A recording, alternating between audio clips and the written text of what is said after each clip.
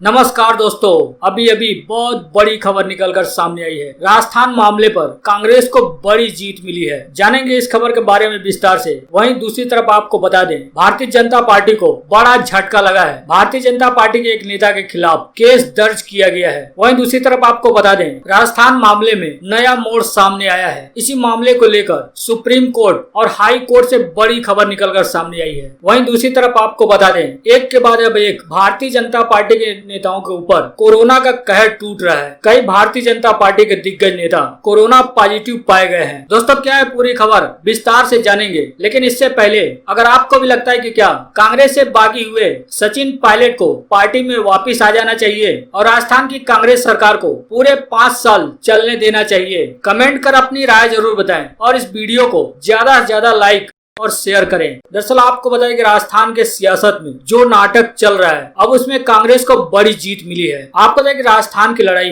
Court के जरिए भी लड़ी जा रही है। इसी बीच राजस्थान के मुख्यमंत्री अशोक गहलोत की एक मांग पर राजस्थान के राज्यपाल ने बड़ा फैसला सुनाया है। दरअसल आपको बता दें कि राजस्थान विधानसभा सत्र बुलाए जाने को लेकर पिछले कुछ दिनों से राज्यपाल और सीएम गहलोत में जंग चल रहा है। जहाँ एक तरफ सीएम गहलोत सत्र बुलाने पर अड़े थे, तो वहीं दूसरी तरफ राज्यपाल सरकार के प्रस्ताव को अस्वीकार कर दे रहे थे। इसको लेकर अशोक गहलोत गुट के विधायकों ने राजभवन में धरना भी दिया था, जिसके बाद राज्यपाल ने सीएम गहलोत के नाम एक खत भी लिखा था। जिसके बाद राज्यपाल की ओर से जो मांग की गई थी उसको न माने जाने पर राजस्थान के सीएम अशोक गहलोत ने प्रधानमंत्री और राष्ट्रपति दोनों को पत्र लिखा था और साथ ही प्रधानमंत्री मोदी से इस विषय पर बात भी की थी। उन्होंने प्रधानमंत्री को राज्यपाल कलराज मिश्र के बर्ताव के बारे में बताया था। लेकिन अब गहलोत की लंबी लड़ाई के बाद राजस्थान सरकार को बड़ी जीत मिली है। मुख्यमंत्री अशोक गहलोत की मांग पर राज्यपाल ने बड़ा फैसला सुनाया है। राजस्थान के गवर्नर कलराज मिश्र मुख्यमंत्री अशोक गहलोत की मांग, जिसमें विधानसभा सत्र बुलाने की मांग की गई थी, उसे गवर्नर ने मान लिया है। देर शाम गवर्नर ने गहलोत को 14 अगस्त से विधानसभा का सत्र बुलाने की इजाजत दे दी है। हालांकि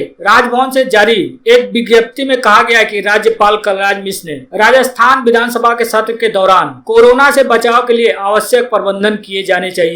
वहीं इसके बाद मुख्यमंत्री अशोक गहलोत ने राज्य में जारी सियासी घमासान के बीच उन्होंने एक संकेत देते हुए कहा है कि यह लड़ाई हम जरूर जीतेंगे। उन्होंने कहा कि उनकी सरकार अस्थायी व मजबूत है। गहलोत का कहना है कि केंद्र सरकार के सहयोग से, भाजपा के षड्यंत्र से, धन बल के प्रयोग से राज्य की कांग्रेस सरकार को अस्थिर करने का षड्यंत्र चल रहा है। उनका कहना है कि यह जो माहौल बनाए हैं, इस माहौल से चिंता करने की कोई जरूरत नहीं है। हमारी सरकार अस्थिर है और मजबूत है। वहीं दूसरी तरफ अशोक गहलोत ने बागी विधायकों को लेकर नरमी दिखाई है। नरमी दिखाते हुए कहा है कि अगर ये विधायक जो सचिन पायलट के खेमे में है, अगर वो माफी मांगते हैं तो उन्हें पार्टी हाईकमान, उच्च स्तरीय नेताओं ने जो फैसला लिया है वो मंजूर होगा। अशोक गहलोत ने सीधा सीधा कहा है कि जो भी बागी विधायक है, यदि वो कांग्रेस में फिर से लौटना चाहते हैं तो वे पार्टी आला कमान से अपने इस व्यवहार के लिए माफी मांग सकते हैं और पार्टी में फिर से वापिस आ सकते हैं। हालांकि कांग्रेस पहले से ही कह रही है कि कांग्रेस के दरवाजे खुले हुए हैं। जो रास्ता भटक गए हैं वो फिर से दोबारा से कांग्रेस में लौट सकते हैं। उनके लिए हमेशा दरवाजे खुले हुए हैं। अब इसी को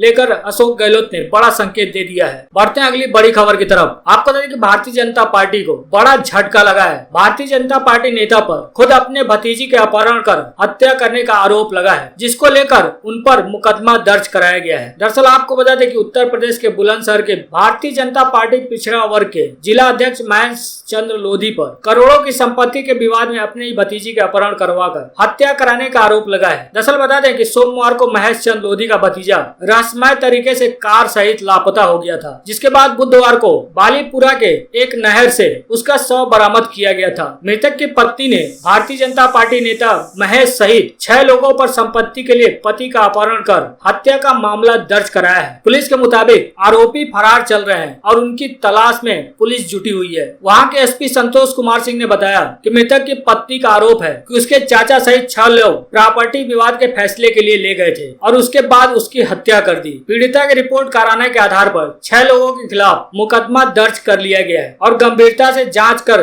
कार्रवाई करने की बात कर रही है। हालांकि इस मामले में भारतीय जनता पार्टी नेता महेश लोधी ने बताया कि मेरा इस मामले में कोई लेना देना नहीं है। उनका कहना है कि मुझे इस मामले में फंसाया जा रहा है। उधर इस मामले में भारतीय जनता पार्टी के जिला अध्यक्ष सिसोदिया ने बताया कि जो महेश लोधी पर आरोप लगे हैं उसमें पुलिस अपना काम करेगी, जो भी दोषी होगा उस पर कड़ी कार्रवाई होगी। बढ़ते हैं अगली बड़ी खबर की तरफ। आपको बता दें, राजस्थान मामले में एक नया मोड़ सामने आ गया है। राजस्थान के स्पीकर ने एक बार फिर से हाई कोर्ट के आदेश को सुप्रीम कोर्ट में चुनौती दी है। दरअसल आपको बता दें, राजस्थान विधानसभा के अध्यक्ष ने हाई कोर्ट के 24 जुलाई के आदेश को चुनौती देते हुए सुप्रीम कोर्ट का दरवाजा खटखटाया है। आपको बता दें कि हाई कोर्ट ने अपने फैसले में बर्खास्त किए गए डिप्टी सीएम सचिन पायलट समेत कांग्रेस के 19 बागी विधायकों को अयोग्य घोषित करने के नोटिस को उसी स्थिति में रखने को कहा था। बुधवार को सुप्रीम कोर्ट में दायर अपनी अपील में विधानसभा अध्यक्ष सीपी जोशी ने कहा है कि हाई कोर्ट का आदेश पहली नजर में असंवैधानिक है। उन्होंने कहा कि यह सीधे तौर पर उनके विशेषाधिकार का हनन किया जा रहा है, जो उन्हें संविधान की 10वीं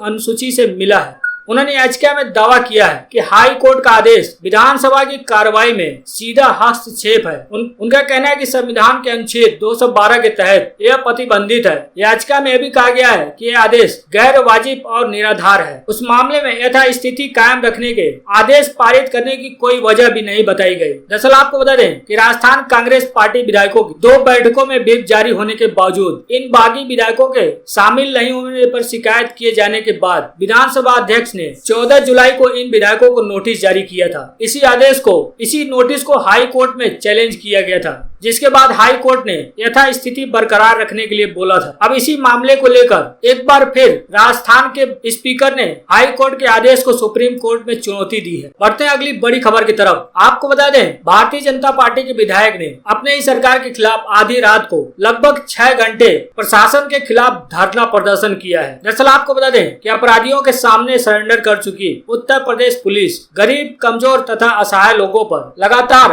अत्याचार बढ़ाती जा रही है। यह आरोप भारतीय जनता पार्टी के उन्नाव सदर से विधायक पंकज गुप्ता का है। पंकज गुप्ता ने बुधवार को आधी रात के बाद अपनी सरकार के खिलाफ धरना पर बैठकर प्रदर्शन किया है। सुबह तक धरना पर बैठे विधायक पंकज गुप्ता ने उन्नाव पुलिस पर बेहद गंभीर आरोप भी लगाए हैं। आपको बता दें कि हरदोई में भाजपा विधायक श्याम प्रकाश के द्वारा अपनी सरकार के खिलाफ मोर्चा खोलने के बाद सांसद ने भी मोर्चा खोला। हरदोई से भाजपा सांसद जयप्रकाश रावत ने सोशल मीडिया पर प्रदेश सरकार पर नाकामी का आरोप लगाया था। अब हरदोई से सटे उन्नाव में भी इसका असर दिख रहा है। उन्नाव से विधायक ने पुलिस के खिलाफ 6 घंटे धरने पर बैठे। विधायक ने आरोप लगाया कि जिले में पुलिस की निरंकुश व्यवस्था से परेशान होकर हमको धरना पर बैठना पड़ रहा है। दरअसल विधायक ने सदर कोतवाली में बुजुर्गों के खिलाफ गलत कार्रवाई पर सीओ से निष्पक्ष कार्रवाई की मांग की थी। इस दौरान करीब रात 1 बजे विधायक से बात होने के बाद भी पुलिस ने बुजुर्ग पर मारपीट करने का केस दर्ज कर लिया। पुलिस की इस गलत कार्रवाई से नाखुश होकर विधायक ने कोतवाली के बाहर बैठकर धरना दिया है। बढ़ते हैं अगली बड़ी खबर की तरफ। अब गहलोत सरकार के लिए एक पार्टी संकट मोचन बनकर उभरी है। पार्टी ने कहा, हम गहलोत सरकार के पक्ष में किंग मेकर की भूमिका निभाएंगे, जिसके बाद राजनीतिक गलियारों में सरगर्मियां तेज हो गई हैं। दरअसल आपको बता दें, सरकार 14 तारीख को विधानसभा सत्र के दौरान आधा दर्जन विधायक विधानसभा सदन में पेश करेगी। इसके लिए व्हिप भी जारी किया जाएगा। सरकार का मानना है कि सचिन पायलट सहित उनके समर्थक 19 विधायकों अपनी सदस्यता बचाए रखने के लिए सदन में आकर सरकार के पक्ष में मतदान करना होगा। यदि खिलाफ में मतदान करेंगे तब गहलोत सरकार स्पीकर के माध्यम से उन्हें अयोग्य ठहराने की कार्रवाई करेंगे। दरअसल आपको बता दें, कांग्रेस के 19 विधायकों की बगावत और 3 निर्दलीयों के सचिन पायलट का साथ देने के कारण गहलोत सरकार के लिए संकट बढ़ गया है। अब बहुमत के किनारे पर खड़ी गहलोत सरकार के लिए बीटीपी का समर्थन वरदान साबित होगा। आपको बता दें कि पहले बीटीपी यानी भारतीय ट्राइबल पार्टी, उनके राष्ट्रीय नेतृत्व ने 2 विधायकों राम प्रसाद डिडोर और राजकुमार को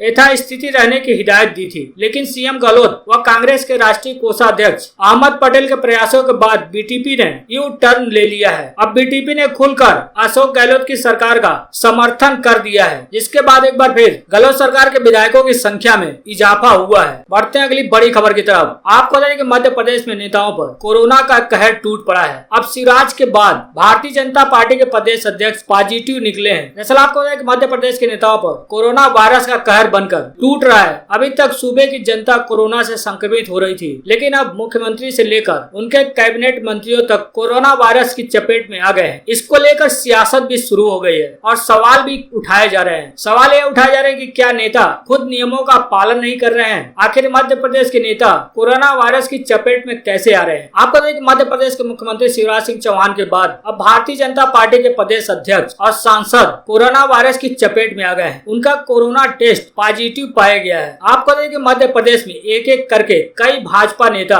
कोरोना वायरस की चपेट में आ चुके हैं। मंगलवार को भारतीय जनता पार्टी के प्रदेश संगठन महामंत्री सुहास भगत भी कोरोना पॉजिटिव पाए गए थे। इससे पहले बीडी शर्मा 2 बार अपना कोरोना टेस्ट करवा चुके थे, लेकिन जब उनका तीसरी बार टेस्ट हुआ तो उन्हें पॉजिटिव पाया गया। अब मध्य प्रदेश के प्रदेश अध्यक्ष कोरोना पॉजिटिव पाए गए हैं। नेताओं के कोरोना संक्रमित होने से अब बड़ा सवाल खड़ा हो गया है कि क्या जनता को समझाने वाले, जनता को कोरोना के नियम समझाने वाले क्या खुद कोरोना से बचने के लिए उन नियमों का पालन नहीं कर रहे हैं? आखिर क्यों भारतीय जनता पार्टी के नेता कोरोना वायरस की चपेट में आ रहे हैं और कैसे आ रहे हैं? बढ़ते हैं अगली बड़ी खबर की तरफ। आपको बताएं राहुल गांधी ने मोदी सरकार पर बड़ा आरोप लगाया है। आरोप लगाते हुए बोले, नाकामी के बावजूद लोगों को झूठे सपने दिखा रही है सरकार। दरअसल आपको बता दें, कांग्रेस के पूर्व अध्यक्ष राहुल गांधी ने पिछले कुछ महीनों में लाखों लोगों के अपने भविष्य निधि से पैसे निकालने से जुड़ी खबर का हवाला देते हुए मंगलवार को आरोप लगाया है। कोरोना वायरस महामारी को रोकने में असफल रहने वाली सरकार अब भी लोगों को शानदार झूठे सपने दिखा रही है। उन्होंने इसी मामले पर मोदी सरकार पर आरोप लगाते हुए अपने ऑफिशियल ट्विटर हैंडल से एक पोस्ट किया। उन्होंने पोस्ट करते हुए लिखा, नौकरी छीन ली, जमा पूंजी हड़प ली, बीमारी फैलने से भी नहीं रोक पाए, मगर वो शानदार झूठे सपने दिखाते हैं। दरअसल राहुल गांधी ने जो खबर शेयर की है उसके मुताबिक अप्रैल से जुलाई तक 80 लाख लोगों ने भविष्य निधि से 30,000 करोड़ रुपए निकाले हैं और ईपीएफओ करीब 10 लाख करोड़ के कोष का प्रबंधन करता है और इससे समृद्ध लोगों की संख्या करीब 6 करोड़ है। इसी मामले को लेकर राहुल गांधी ने मोदी सरकार पर आरोप लगाया है।